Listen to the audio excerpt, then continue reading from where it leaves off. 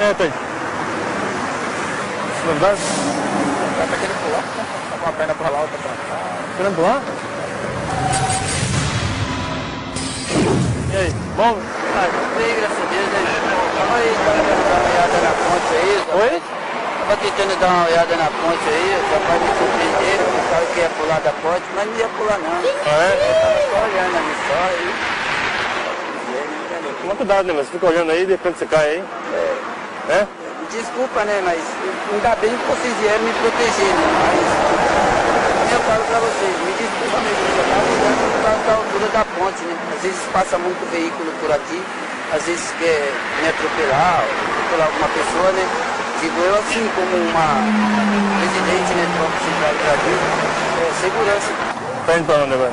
Ah, eu tenho que trabalhar, trabalho exterior da empresa por causa das documentações, me roubaram tudo, roubaram, comecei a dormir na casa deles e delas aí, tô aí, né, hoje só alegria.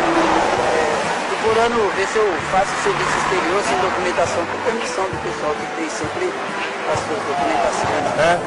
Tá procurando emprego então?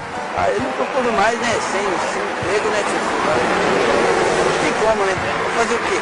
Ainda registrado, empregado, e ainda sem documentação, procurar mais emprego ainda. Mas você perdeu o documento seu ou não? Eu pedi pra guardar, porque elas estavam me roubando, posto largo, olha. Agora a gente sofre, né? O dia inteiro sofre, porque nem todos reconhecem, nem todos sabem qual é a verdade. Mas sabe que eu desejo a todos um Feliz Natal.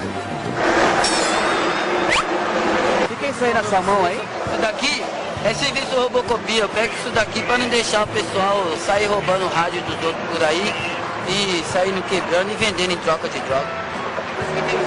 É assim, né?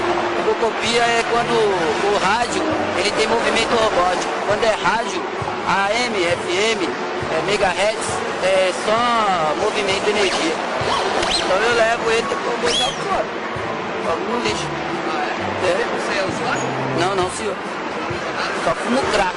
Fuma crack só isso? Só isso. Não, nem sou viciado, nem uso, nem nada. Só fumo crack. Quanto tempo? Ah, já faz o quê? 19 anos, tenho 20. Primeira vez que eu usei crack na vida, eu era uma criança ainda. 19 anos, você tem 20, cara. 20 anos, o primeiro trago que eu dei num crack, eu era criança, eu não Você tem 20 sabia. anos, como está 19 anos no crack, você começou com uma quantidade, você é louco? Oxe, 19 anos no crack, se eu falar que não, eu tô Quantos mentindo. anos tem de idade? Agora, viciado, fumando, Quantos anos tem de idade? Quantos anos de idade?